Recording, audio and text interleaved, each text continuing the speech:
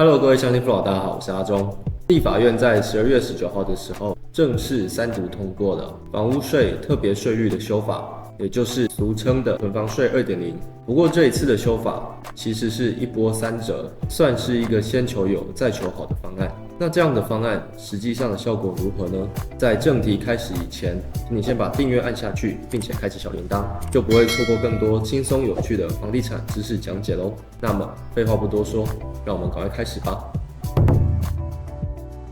2023年7月6日，行政院公布了囤房税 2.0。囤房税的正式名称是房屋税差别税率，也就是针对囤房的人课征比较高的房屋税。首先来讲一个很关键的细节，所谓的囤房指的是非自住房屋。要解释非自住房屋，就要先了解自住房屋的定义。依照现行制度来看，符合以下要件的才叫做自住房屋。第一，没有出租，没有营业。第二，本人、配偶、直系亲属实际居住。第三，家户全国3户以内，也就是说，你和配偶和子女加起来不超过3间房子，那这3间房子都可以当作是自住房屋，就适用自住房屋的税率 1.2%。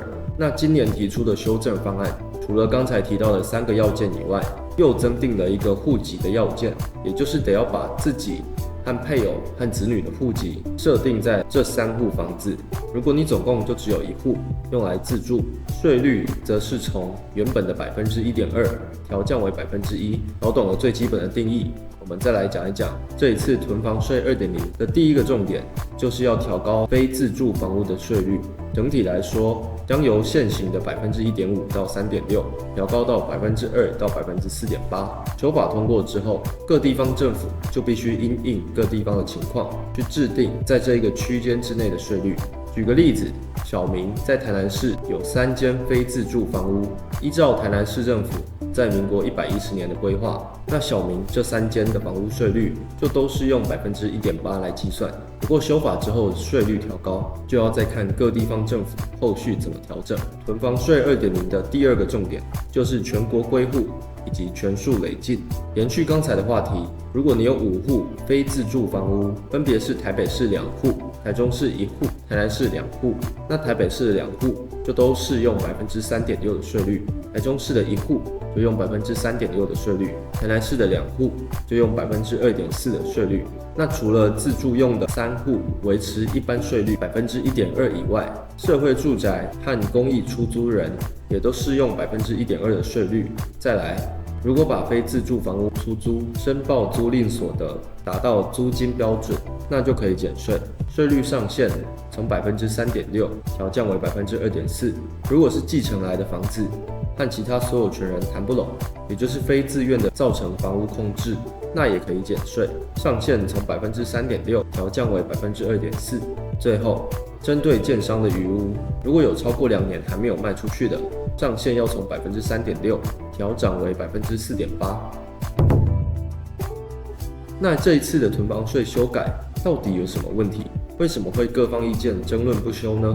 囤房税在立法院卡关很久，主要还是在吵税率几%的问题。有人觉得单一自住房屋应该要调降到 0.6%， 有人觉得多户囤房税的税率上限应该要调整到 10%。不过在我看来，最大的问题还是在于税基，因为房屋税是用房屋评定现值来计算，而不是大部分人直观以为的用房屋市价计算。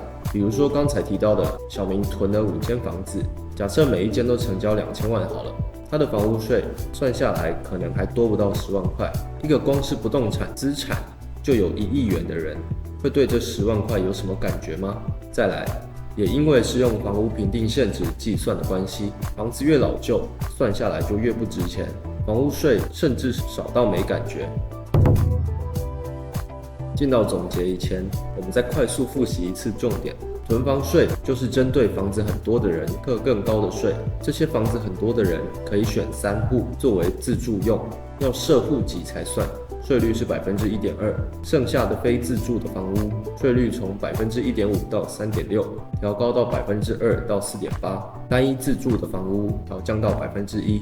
再来，修法后采全国归户和全数累进，在全国范围总共有5户非自住房屋的人，不论在哪一个县市的房子，都是按照5户的集聚来课税。最后，房屋税是看房屋评定现值来计算，究竟这个囤房税2.0能够起到多大的作用？让我们继续看下去。买卖房子是人生大事，千万不要乱缴学费，赶快按赞、订阅、开启小铃铛，祝福你买卖房子一路顺遂。如果今天这集影片有帮助到你，请帮我按赞并分享出去，让更多人知道囤房税2.0。如果想要看比较轻松的话题，欢迎追踪我的 Instagram。如果有房地产的问题想要咨询，欢迎加入我的 Line。如果对其他主题有兴趣，也欢迎在下方留言区告诉我。这里是房仲诸葛亮，我们下次见。